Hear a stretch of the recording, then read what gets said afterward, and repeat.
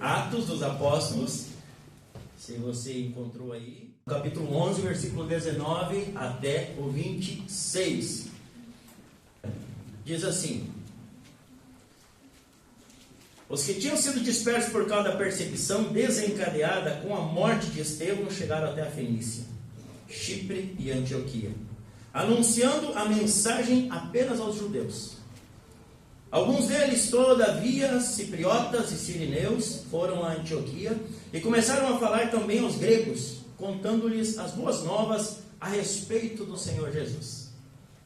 A mão do Senhor estava com eles, e muitos creram e se converteram ao Senhor.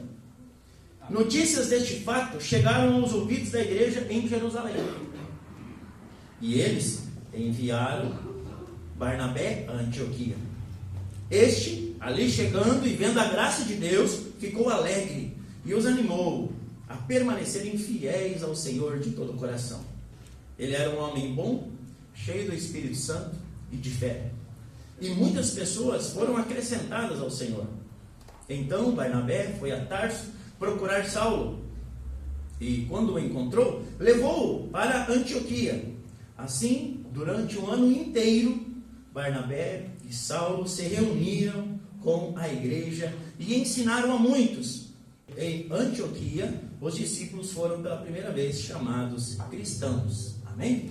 Vamos orar sentado. Obrigado, Senhor, por este momento tão especial que até aqui já fomos edificados, um momento de louvor, de palavra, de oração.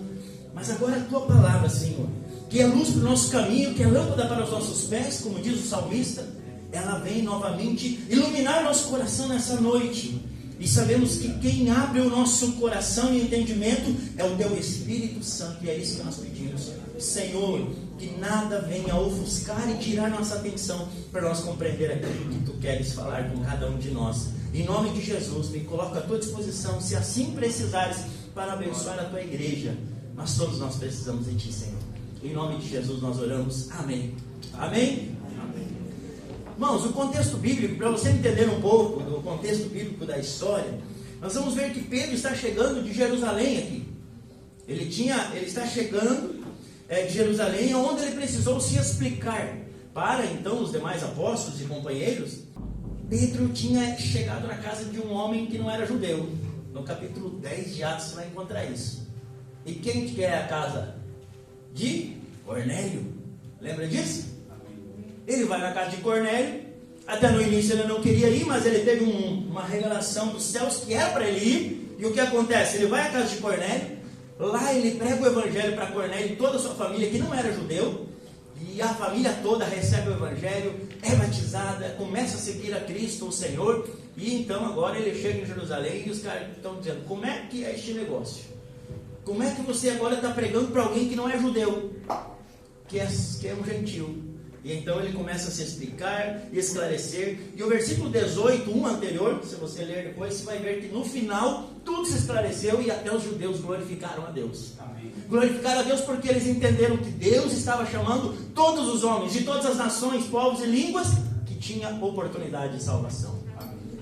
Na sequência da narrativa bíblica, Lucas, o médico que registra tanto o Evangelho de Lucas quanto o Atos dos Apóstolos, ele então está preocupado e está registrando o início da igreja em uma cidade que é a cidade de Antioquia. Uma cidade muito importante e relevante no contexto bíblico, que pode nos ensinar muitas coisas. Antes de falar sobre o que o Espírito Santo quer nos falar nessa noite, algum contexto histórico para você entender. Antioquia, uma cidade da Síria, mais ou menos 450 quilômetros de Jerusalém. Não era tão perto assim. Ali estavam. Na antiguidade, neste tempo, ela era chamada a Rainha do Oriente, por causa dos seus belos contornos. Uma cidade fantástica, bonita, com sua arquitetura.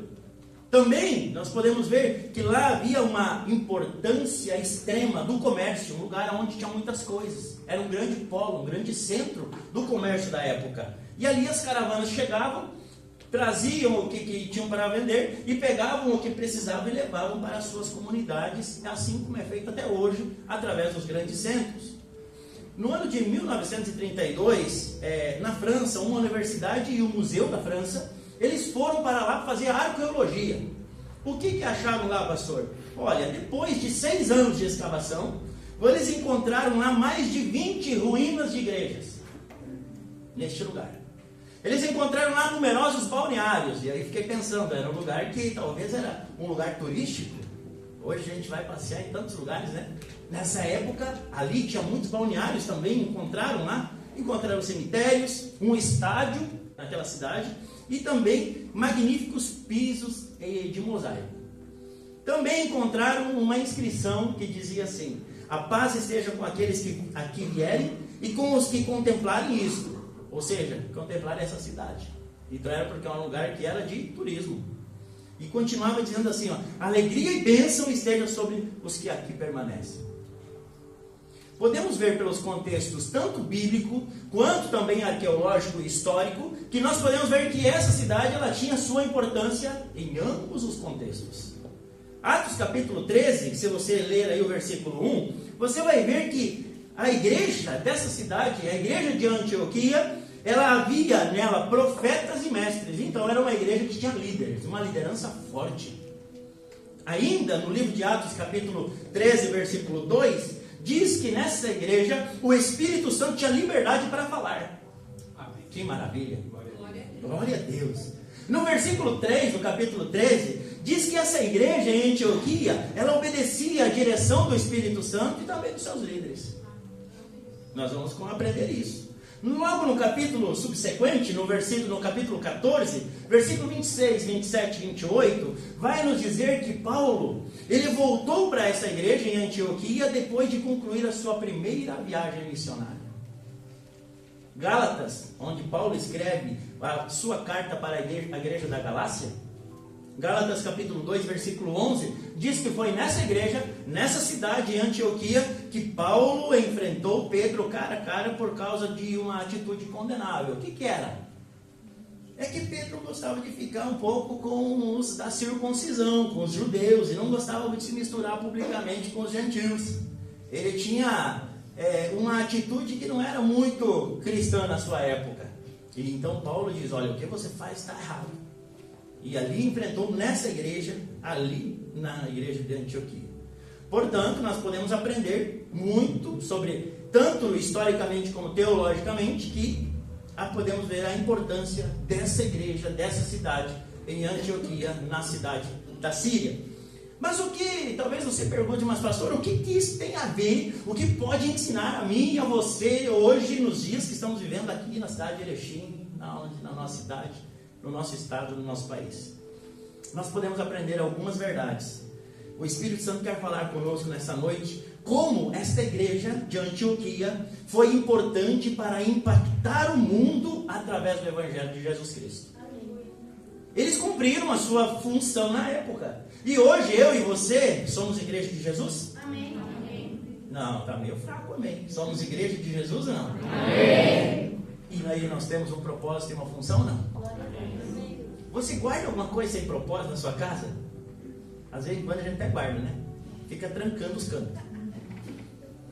Eu lá em casa eu sou aquele que eu vou jogando fora, né? Eu digo que só não troco a mulher, as crianças, não jogo fora. O resto, ficou meu velho, digo, vamos jogar fora, vamos limpar aqui, daí dá um lugar para chegar coisa nova. Às vezes, onde é que tá isso aí, meu bem? Não é assim? Digo, isso aí já foi. Não, isso eu guardei, estava em tal lugar. Eu não sei como é que é lá na sua casa, mas lá em casa é assim. Então a gente vai guardando aquilo que tem utilidade, aquilo que tem função, aquilo que presta. E aí eu fico pensando, dentro do Evangelho, nós também precisamos ter uma função. Nós, no dia de hoje, onde nós estamos, no determinado tempo e ano que nós estamos vivendo, Deus tem uma obra, tem um propósito, tem um projeto. Nós não estamos vivendo por viver, amém? Você acredita nisso, que Deus tem um propósito na tua vida? Amém. Que Ele tem algo para fazer em você, através de você? Amém. Durante muito tempo, e eu falo isso seguidamente, durante muito tempo eu não sabia por que eu tinha nascido. Eu tinha um monte de dúvidas no meu coração. Eu não tinha encontrado o meu propósito e procurava preencher este vazio dentro do meu ser com tantas outras coisas. Mas o dia que eu tive um encontro com Jesus, com o propósito, e eu pude compreender, tudo se fez novo e tudo começou a fazer diferença. E eu quero deixar como tema da nossa meditação dessa noite: marcas de uma igreja que impactou o mundo. Amém? Essa igreja que impacta o mundo, ela tem marcas. Nós vamos poder aprender algumas coisas. Porém, antes, abrindo um parêntese e logo fechando, lembrando que uma igreja, ela é feita de tijolos, é isso? Não. É de tijolos? Não. É uma reunião, é um agrupamento de cristãos, de pessoas, homens, mulheres, que estão reunidos. A igreja não é apenas um templo, não. Aqui é o templo onde a igreja se reúne. Amém? A igreja somos nós. É um grupo de pessoas convertidas a Cristo, unidas em prol da missão, confiadas a ela pelo seu Mestre Jesus Cristo. Essa é a igreja. Olha o que diz a parte A do versículo 19. Os que tinham sido dispersos por causa da perseguição desencadeada com a morte de Estevão. Paramos por aqui, depois nós vamos ler o restante. Perceba que essa igreja na cidade de Antioquia, ela nasce debaixo de uma perseguição.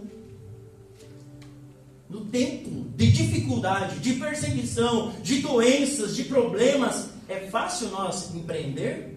É fácil nós começar alguma coisa? É muito difícil. Seria muito mais fácil nós começarmos quando as coisas estão favoráveis.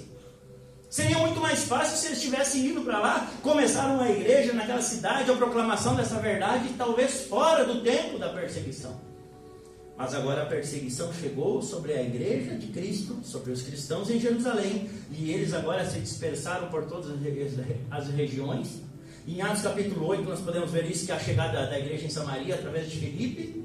E assim eles iam pregando e anunciando as verdades de Jesus. E essa igreja em Antioquia também ela nasce a partir do momento de perseguição. E nós cantamos o primeiro louvor. A perseguição não parou? A igreja. E o que está parando eu e você hoje em dia?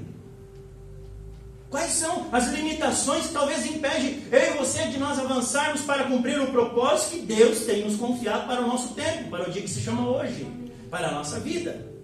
Essa igreja de Antioquia foi o resultado de uma perseguição que aconteceu na cidade de Jerusalém. Vejam que, enquanto a igreja e os irmãos ali não cumpriram o seu papel por livre e espontânea vontade, Deus deu uma forcinha, mandou uma perseguição. E aí eu te pergunto, Deus também não trabalha dessa forma, talvez comigo e com você hoje? Às vezes Ele permite algumas situações para nós nos agarrarmos nele, para nós aproveitarmos ao momento de talvez de luta, de tristeza, de dor, para encontrá-lo. Se os problemas não tivessem chegado na minha vida, no nosso casamento, na nossa história, será que eu era cristão, meu bem? Será que eu era ministro do Evangelho, pastor? Capaz. Mas os problemas chegaram para nos empurrar para um propósito. Aleluia.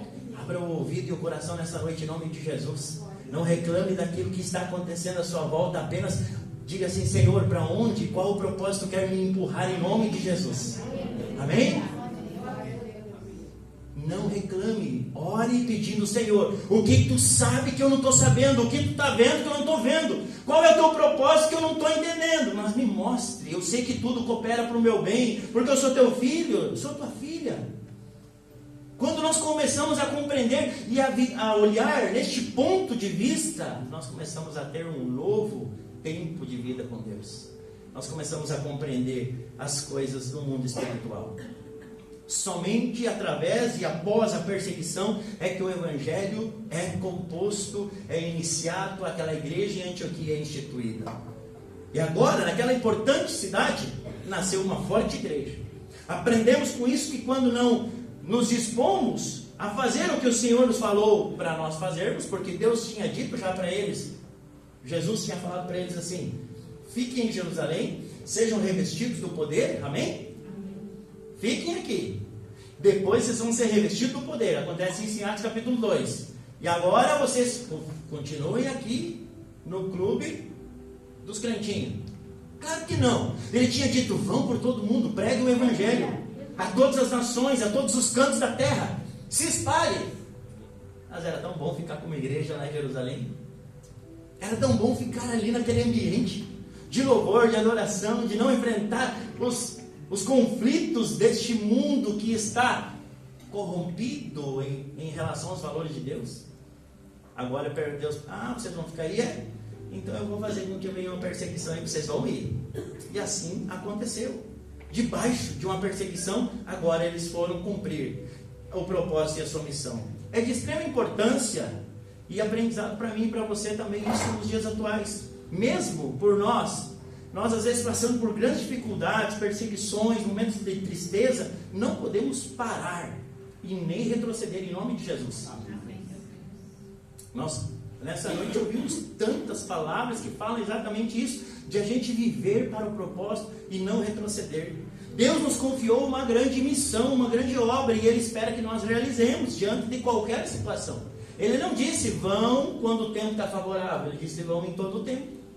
Quando tem sol, vai no sol. Quando tem chuva, vai na chuva. Quando está favorável, vai quando está favorável. Quando está desfavorável, continua indo desfavorável. No tempo da pandemia, mesma coisa, passamos por isso, muitas dores, perdas, problemas, mas é um momento que nós não podíamos parar. De uma forma diferente, nós precisávamos continuar a vida. E Deus nos ajudou a passar por isso. E aqui estamos. E se estamos aqui, também tem um propósito para nós continuarmos. Seja em tempo de paz ou mesmo em tempo de perseguições, nós precisamos continuar. E normalmente, quando nós realizamos coisas ou projetos em tempos difíceis, acabamos ficando mais dependentes do Senhor da missão. Fazer quando tudo está favorável, parece que a gente está fazendo no nosso braço. Quando a gente está fazendo na dependência do Senhor e no tempo da dificuldade, nós começamos a ver que é a mão dele que nos faz prosperar. Amém? Versículo 20. Outra marca. Contando-lhes as boas novas a respeito do Senhor Jesus. Perceba que essa igreja que chega em Antioquia, ela não está contando conversa fiada ou historinha da moda. Ela está falando do Evangelho de Jesus Cristo. Uma igreja que anuncia o Evangelho do Senhor Jesus Cristo. Essa é outra marca de uma igreja que vai mudar e impactar o mundo. É de extrema importância, porque essa marca é uma marca vitoriosa na história da igreja em todos os tempos. Hoje, quando talvez alguém pergunta sobre a igreja, nós temos facilidade de falar sobre as programações. O ambiente da igreja, as programações, o que nós temos, as classes que atendemos, as faixas etárias, e tudo isso não está errado. Mas agora eu fiquei pensando que nós precisamos sim ter no nosso coração sempre um motivo da nossa fé. O porquê que eu pertenço à igreja, o porquê que eu faço parte dessa igreja, que é a igreja de Cristo. É porque Ele mudou a minha vida. Amém. E agora eu tenho uma boa nova para anunciar, que é a boa nova de Jesus. Anunciar que em Cristo existe esperança. Amém. Que existe em Cristo um poder, uma opção de nós recomeçar. Em Jesus há uma oportunidade de nós recomeçarmos e assim vivermos coisas novas. Amém. Interessante que esta igreja, que está servindo de inspiração e exemplo para nós em Antioquia, ela não falava apenas dos dias de cultos e programações, né? Ela não contava para as pessoas, tal dia isso, tal dia aquilo. Mas ela sempre tinha uma boa notícia a respeito de Jesus Cristo para anunciar para as pessoas. E essa é a marca que eu e você, discípulos de hoje, igreja de hoje, precisamos carregar impregnado no nosso coração e na nossa vida, em nome de Jesus. Amém? E aí, nós podemos ver hoje, quando pensamos sobre a igreja, eu falo isso de experiência própria. Quantas vezes eu me perguntava e falava com a minha esposa, meu Deus, quanta igreja, cada uma de um jeito, e umas faz assim, e outras faz assado, qual é a igreja certa? É verdade, tem uma variedade muito grande, né?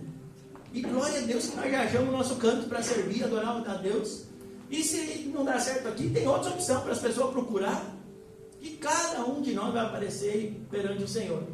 Mas fato é que nós vemos que hoje a igreja está sendo bem atacada. O Evangelho de Cristo está sendo atacado. E muitas vezes em lugares, até a igreja imitando festas pagãs, festas que evidenciam esse desejo da carne e assim por diante. Cada um vai prestar conta diante de Deus. A marca da igreja que impactou o mundo não estava preocupada com esse tipo de coisa. Ela estava preocupada em anunciar as verdades do Evangelho que transforma e salva a vida do homem. E é essa essência que eu e você não podemos perder diante dos dias atuais e dos tempos que estamos vivendo. Todos nós precisamos ter diariamente uma mensagem a respeito de Cristo, das boas novas de Jesus, na ponta da nossa língua e na porta do nosso coração. O que você, quando nós nos debatemos com as pessoas, você não sabe o problema que está lá em casa com a patroa, as contas, os boletos, isso, aqui. Precisamos anunciar o Evangelho de Jesus para as pessoas em todos os dias e em todos os tempos, diante de qualquer situação. Paulo deixou bem isso muito claro, irmão. 2 Timóteo capítulo 4, versículo 2. Ele diz para Timóteo o quê? Pregue a palavra quando você está de bom ânimo. Pregue a palavra quando você está feliz. O que ele diz? Pregue a palavra. Esteja preparado a tempo, a fora de tempo. Repreenda, corrija, exorte com toda paciência e doutrina. Mas aí, quando a gente para pensar um pouco sobre tudo isso que diz aí, hoje em dia é difícil de nós fazer tudo isso. É difícil de repreender, é difícil de corrigir, de exortar. Tudo isso é difícil. Sem pregação não pode haver salvação. Todos nós temos o dever de pregar o Evangelho de Jesus Cristo em todo tempo, felizes ou tristes, com vitórias ou com lutas. Eu e você precisamos carregar na nossa vida aquilo que impactou o nosso coração.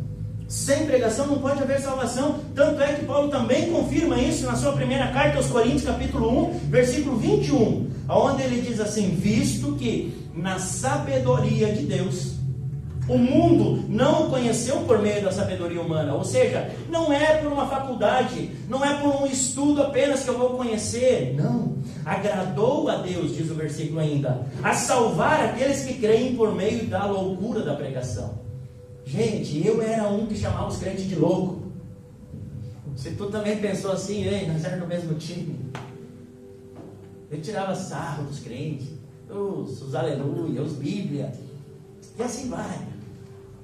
Mas foi no meio desses aleluia, desses bíblia, que um dia eu pude ter a minha vida encontrada com Deus. Eu tive um encontro, um momento especial, impactante, que mudou a minha vida, a vida da minha família. Mudou o nosso destino, nos trouxe um propósito. E que maravilha nós podemos viver isso. A pregação das boas novas de Jesus é mais uma marca da igreja que vai impactar o mundo. Versículo 22. Olha o que diz ainda a outra marca. Notícias deste fato chegaram em Jerusalém e eles enviaram Barnabé a Antioquia. 25 e 26, a parte A. Então Barnabé foi a Tarso procurar Saulo, e quando o encontrou, levou-o também para Antioquia. Ou seja, uma igreja que recebe os seus líderes e que honra os líderes. E glória a Deus pela vida de vocês, que me receberam aqui no ano de 2017 com a minha família. Glória a Deus por me sentir honrado por todos vocês. Mas essa é uma marca de uma igreja vencedora, vitoriosa. Essa igreja, ela entendia que os líderes que Deus levantava era para conduzi-las e para edificá-los. Veja, se você quando entender o texto bíblico, você vai ver que não é uma igreja criada para dar a um pastor, mas sim é Deus que chama o pastor e dá à igreja. Ele tem uma função, uma edificação, ele tem um propósito de edificar, de construir e de direcionar este povo. E é Deus que confia. E também é Deus que vai cobrar de nós. É Ele que vai prestar as contas para a gente. Então, é um relacionamento de mão dupla? Claro que é. Mas quando a igreja talvez não honra ou não aceita, ela está fadada ao fracasso. E eu não estou falando isso por causa de vocês, que eu me sinto muito honrado e amado por vocês. Mas é uma marca da igreja primitiva, uma marca de uma igreja que foi vitoriosa e que impactou o mundo. E este modelo não é um modelo que criaram, é um modelo que Jesus instituiu.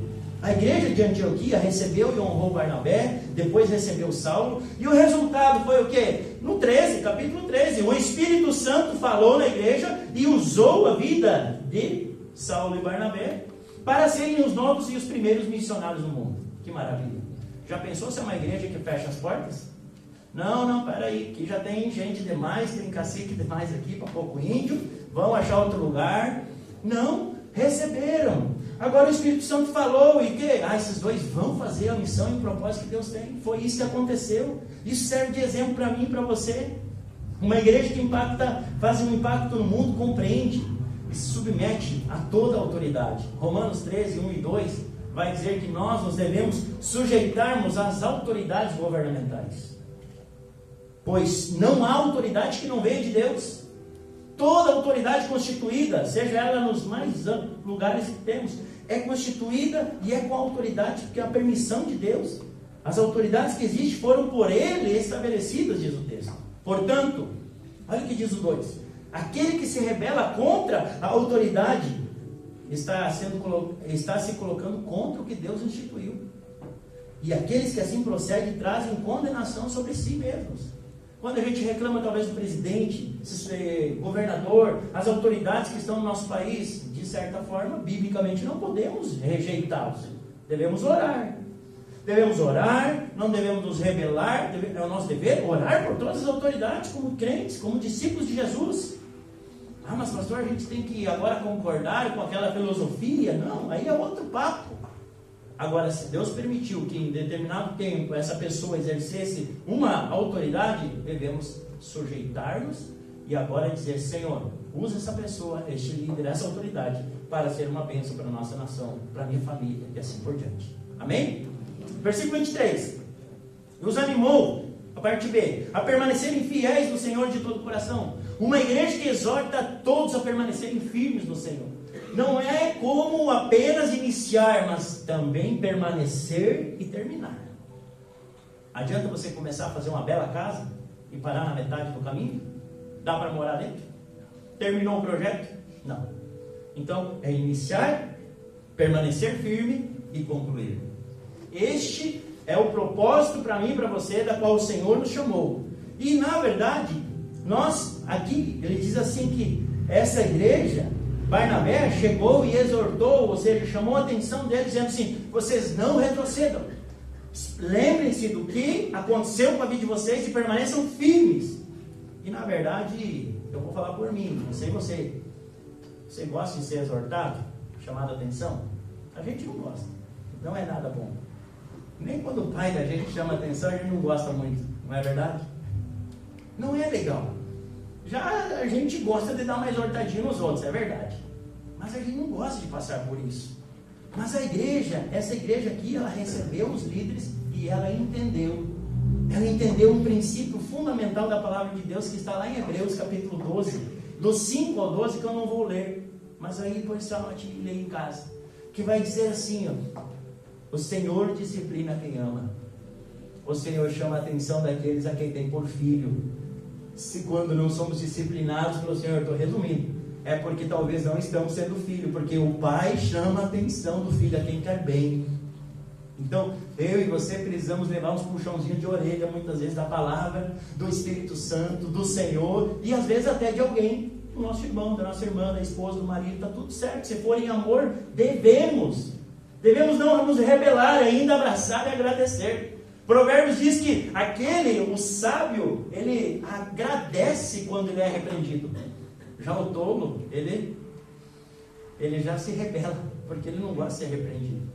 Então nós podemos entender que quando alguém nos chama e nos quer bem, nós precisamos permanecer, porque é este o caminho. Jesus fala muito isso em João capítulo 15, entre a videira e os ramos, e ele fala ali no capítulo 15, do 4, 5, 6 e 7, todos esses versículos, ele vai falar: se vocês permanecerem, todos os versículos vai ter a palavra permanecer. Permanecer é uma dependência e um resultado para a multiplicação, a frutificação, e no final, então, cumprir o propósito. Essa igreja, ela entendia e assim vivia. Versículo 26, a parte B. Em Antioquia, os discípulos foram pela primeira vez chamados cristãos. Olha só, uma marca da igreja.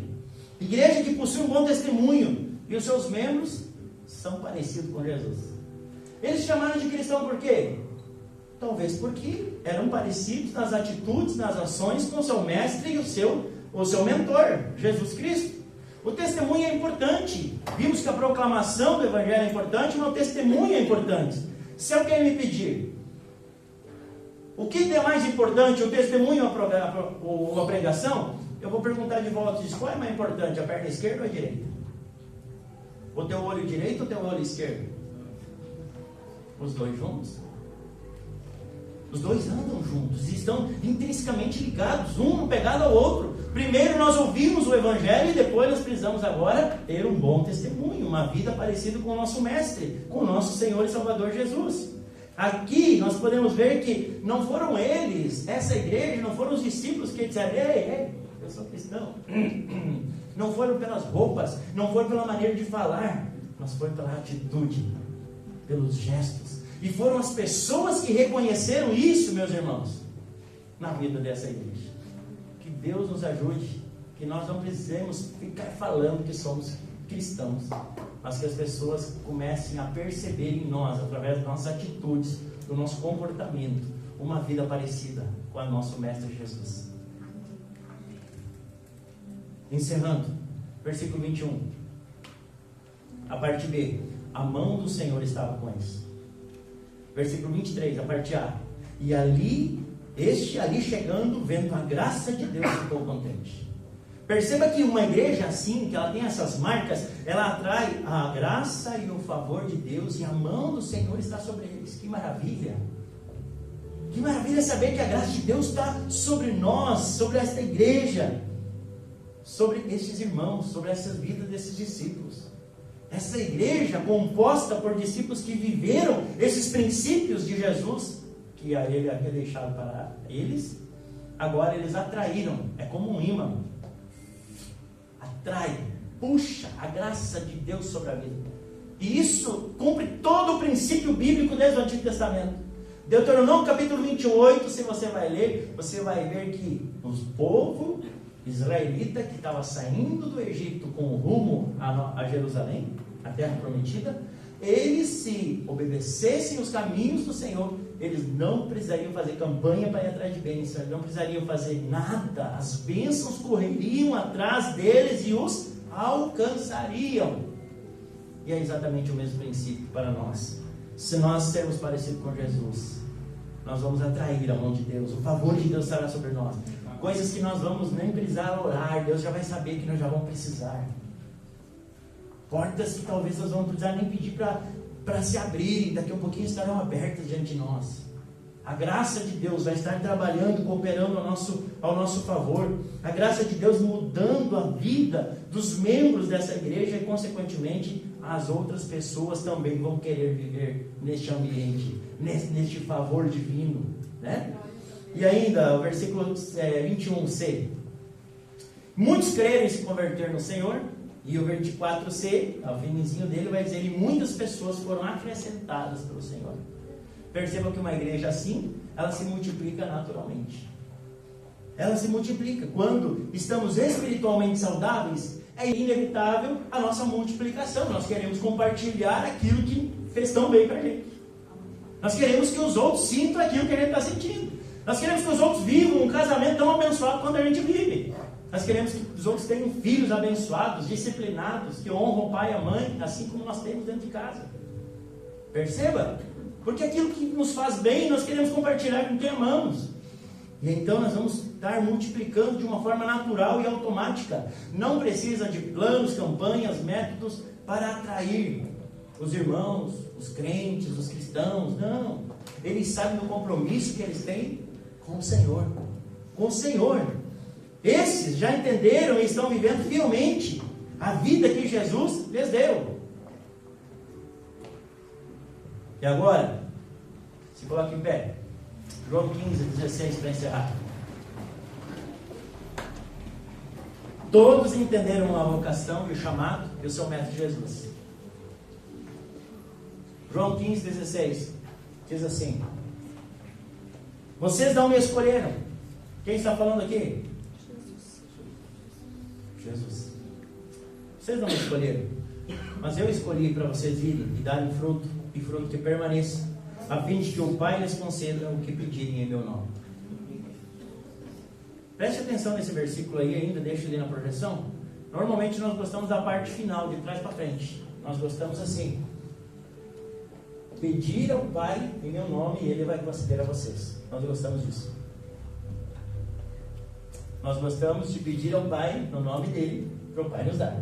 Só que nós entendemos que isso é uma conclusão de uma frase, ou de uma afirmação, ou de um princípio. Primeiro ele está dizendo assim, ó: não foram vocês que me escolheram, ao contrário, eu escolhi a vocês, e vos designei para irdes e dardes. Verbos importantíssimos, de futuro, mas também de continuidade, sempre. Indo e dando, contínuo. Amém? e fruto que permaneça. Assim, ou seja, é uma condição. Assim, depois de fazer isso, então, assim, se for o que você pedires, o Pai vai responder. Que Deus possa estar falando ao nosso coração em nome de Jesus. Amém. Talvez você tenha tantas lutas, que tem problemas e respostas e decisões para tomar na tua vida. O Senhor é o maior interessado em fazer parte dos meus, dos teus planos e projetos. Ele é o maior interessado em fazer parte da nossa história. Se for negócio, você tem prazer em fazer parte dos nossos negócios. Se for da nossa família, do casamento, dos filhos, Ele tem prazer. Ele tem prazer em fazer parte disso. Mas que nós possamos essa noite orar ao Senhor em nome de Jesus.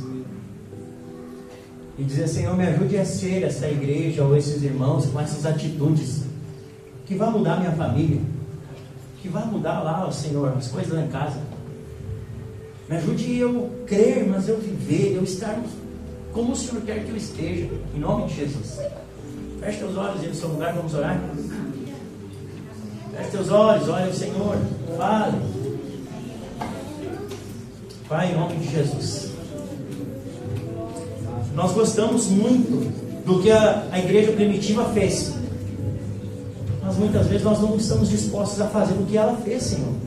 Nós queremos, Senhor, nessa noite, orar ao Senhor.